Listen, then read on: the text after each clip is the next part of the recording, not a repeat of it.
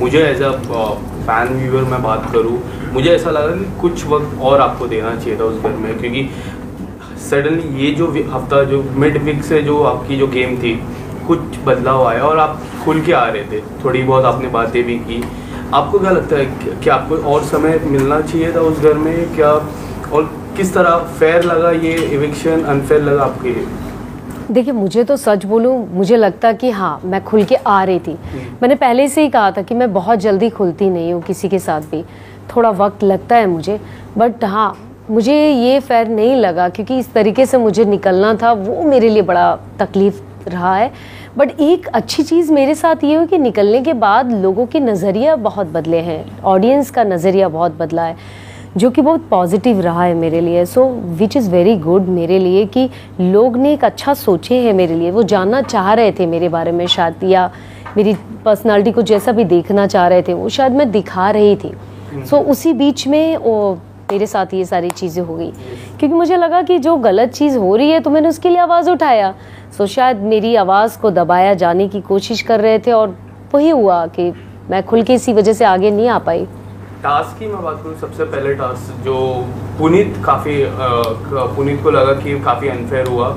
मुझे पुनीत का तो पता नहीं, मुझे एक हिसाब से जो पूजा जी को सबसे जो लास्ट आई घर पे उनको सबसे ज़्यादा करेंसी दी और उनको अंदर गए, वो कितना फेयर था आपके लिए कि उनको सबसे हाईएस्ट करेंसी, ना जनता से कुछ उन्होंने बात की, वो जनता के पैनल में बैठे थे, वो आपके लिए कितना एक वर्ड होता है नेपोटिज्म, वो कितना लग रहा था आपको?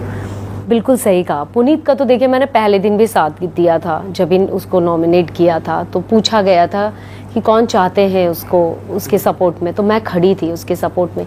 वो क्रिएटिव बंदा है, इसमें कोई शक नहीं है, वो उसका सपोर्ट मैंने पहले भी किया। पर कुछ चीज़ें उसकी गलत थी, कुछ चीज़ें जैसे मुझे भी लगा कि मैं उसको समझाती थी, वो मेरी बात समझता भी था। अब तो वो मुझे बोलता भी था, हंस के निकल जाता था, थोड़े टाइम के बाद फिर वही हरकत करता था, वो सेम चीज़।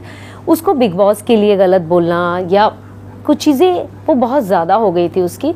बट वो इंसान बहुत अच्छा था, मुझे लगता कि वो खेलता तो शायद बहुत आगे जाता, क्योंकि उसकी चीज़ें थी एंटरटेनमेंट, मस्ती, मजाक, वो पूरे माहौल में अकेला सिंगल एक आदमी लेके जा सकता था। बट उसको भी निकालना, वो कुछ जगह मुझे सही लगा, कुछ गलत इसलिए लगा कि जैसे कि पूजा जी ने मुझे आके बोला कि उसने बाथरूम इतना गंदा किया, जो कि मुझे नहीं पता था। सो मैंने फिर बोला कि यदि उसने ऐसा किया है तो 100% गलत किया है, उसकी क्या इंटेंशन थी मुझे नहीं पता, क्योंकि मैं बाथरूम में जाके नहीं देखी कि क्या कंडीशन थी। बस मुझे उन्हीं के लोग के ग्रुप के लोगों ने बताया कि इतना गंदा बाथरूम था। मैंने अभिषेक से भी पूछा कि बाथरूम इतना गंदा था, उसने वाकई में करके गया? तो अभिषेक ने बोला दी मुझे नहीं पता कि क्या था, बट मैं अभिषेक तो खड़े थे हम उसके साथ में, और कुछ चीज़ों में था वो ओवर, बट मुझे लगता है उसको होना चाहिए था।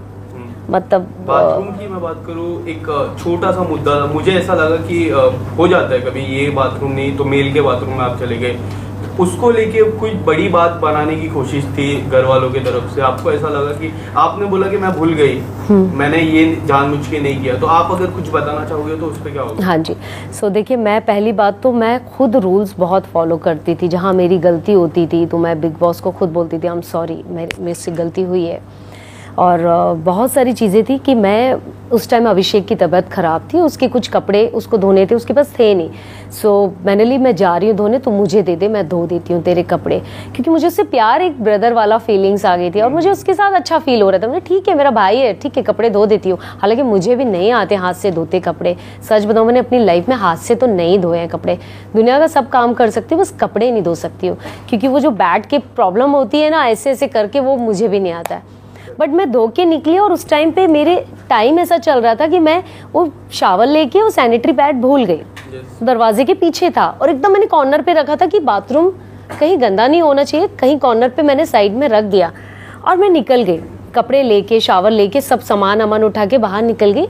उसके बाद मुझे आकांक्षा आके बोलती कि तुमने ऐसा किया, क्योंकि वो, मैंने लिया ऑफ कोर्स मैं ही नहीं किया होगा क्योंकि मैं ही नहीं रख के आई थी।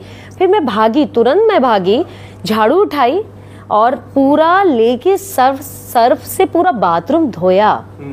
धोने के बाद मैंने सॉरी बोला, बट उस सॉरी के बाद उनके दिमाग में इतनी नेगेटिविटी थी मुझे लेके कि मैं उस चीज़ से शॉक्ड होगी कि एक औरत को कितना बदनाम आप पब्लिकली कर रहे हो। ये बात मैं इसलिए बोल रही हूँ क्योंकि अब चूंकि बात आई है तो बोलना पड़ेगा, वरना मैं कभी नहीं ये बात बोलती। बट उन्होंने मुझे इस चीज़ का मुद्दा कि इसकी इंटेंशन थी, पूजा जी को परेशान करना चाहती थी, पूजा जी को ये नीच औरत है, इस तरीके की जो हरकत किया, वो मुझे बड़ा तकलीफ़ हुई। लिटरली मुझे बहुत तकलीफ़ हुई कि मेरी ऐसी इंटेंशन नहीं थी।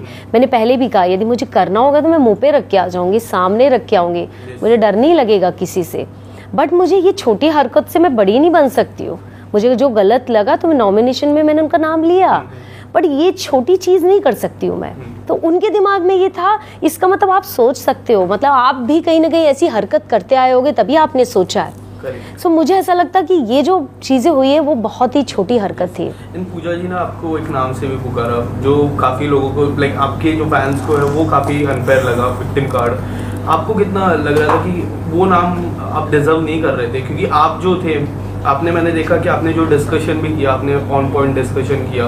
फिर जो नवाज सर की मैं बात कर रहा हूँ, फैमिली को लेके, बच्चों को लेके डिस्कशन किया, छोटे बेटे को लेके डिस्कशन आपने किया कि वो थोड़ा समझदार नहीं है, ये सारे डिस्कशन आपने किया। तो आपको क्या लगता है ये सारे डिस्कशन जब हम देखते हैं 24 घंटे में देखते हैं, जब एक एपिसोड आता है तब देखते हैं, और ये एक नाम आता है, तो कितना अनफेयर हो जाता है आपके?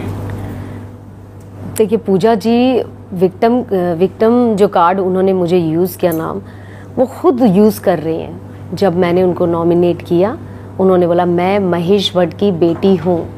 सो किसने यूज़ किया वो तो सबको, ऑडियंस को पता है। आप पूजा भट्ट हो, आपकी खुद की पहचान है, आप खुद इतने बड़े स्टार रहे हो, आपको ज़रूरत नहीं है महेश भट्ट जी का नाम लेने की। मुझे ज़रूरत हो सकती है नवाजुद्दीन का नाम लेने की, क्योंकि मेरी कोई पहचान नहीं थी। तो विक्टिम कार्ड तो आप खेल रहे हो, आप दुनिया को दिखा रहे हो, मतलब आपकी खुद की कोई पहचान ही नहीं है। आप महेश भट्ट जी का क्यों नाम ले रहे हो? आप बोलो ना मैं पूजा भट्ट हूँ, खुल के बोलो सारी चीज़ें। क्योंकि मैंने आपका गलत चीज़ का साथ दिया तो आप मुझे डरा के बोलोगे मैं महेश भट्ट की बेटी हूँ, तो मैं डर जाऊँगी? मैं किसी से नहीं डरने वाली हूँ, मैं डरने वाली लड़की हुई ही नहीं। मेरा जो नेचर है मैं अपनी बात रखूँगी, और पहले भी रखी और हमेशा रखती आऊँगी। चाहे सलमान जी ने भी मुझे बोला हो, मैंने उनको सॉरी बोला, पर वहाँ वो भी गलत थे, क्योंकि सलमान जी ने और भी तो लोग बोलते आए, उनके लिए तो कोई बात नहीं किया। और भी तो लोगों ने बात किया, उनके लिए नहीं बात किया। आपने टारगेट किया क्योंकि आप एक स्टार और एक स्टार का सपोर्ट कर रहे हो। सो मैं उस जगह पे बोलूंगी कि यहाँ पर ये सब चीजें है, इंडस्ट्री में जो चल रहा है वो सारी चीजें वो है इंडस्ट्री में। मैं तो बोलूंगी, खुल के बोलूंगी, मुझे डर नहीं लगता इस चीज से, तो है इंडस्ट्री में। दिखता है वो।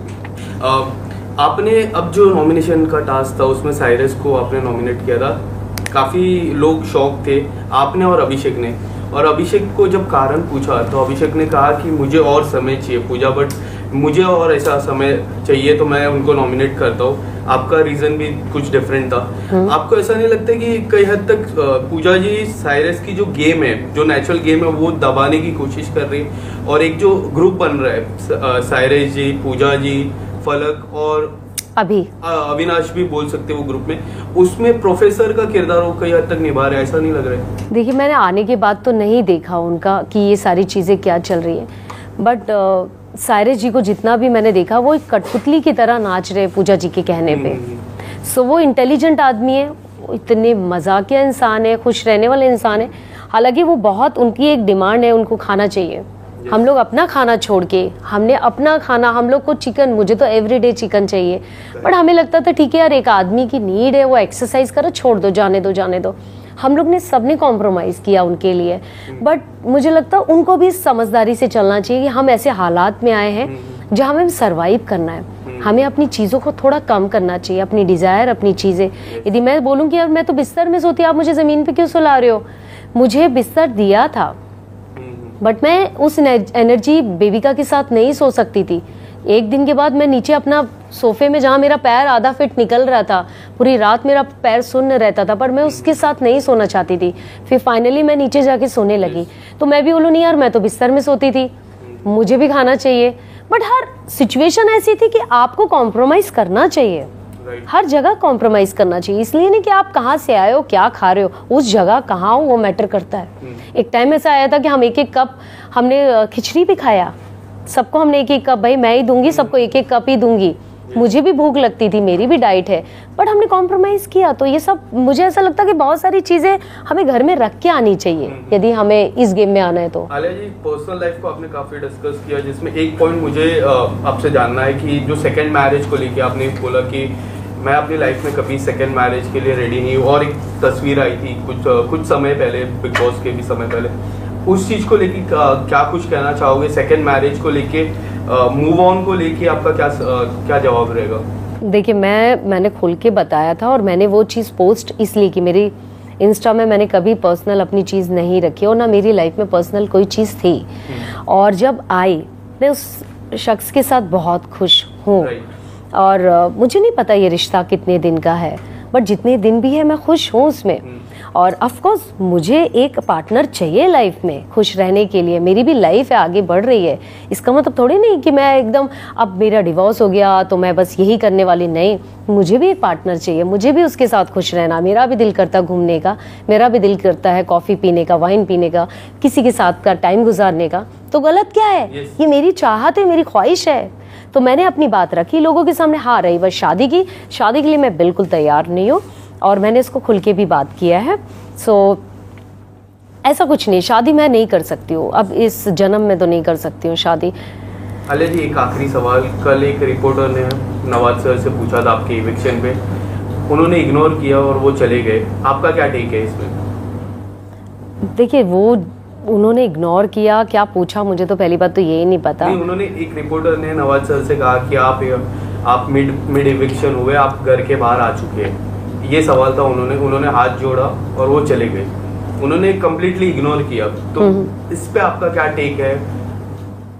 वो उनका अपना पर्सनल है, उसके लिए मैं कुछ भी नहीं कह सकती हूँ। उनके दिमाग में क्या होगा, क्या चीज़ें, मैं सच बताऊँ वो चीज़ मैं नहीं बोल सकती हूँ। यस, या थैंक यू सो मच।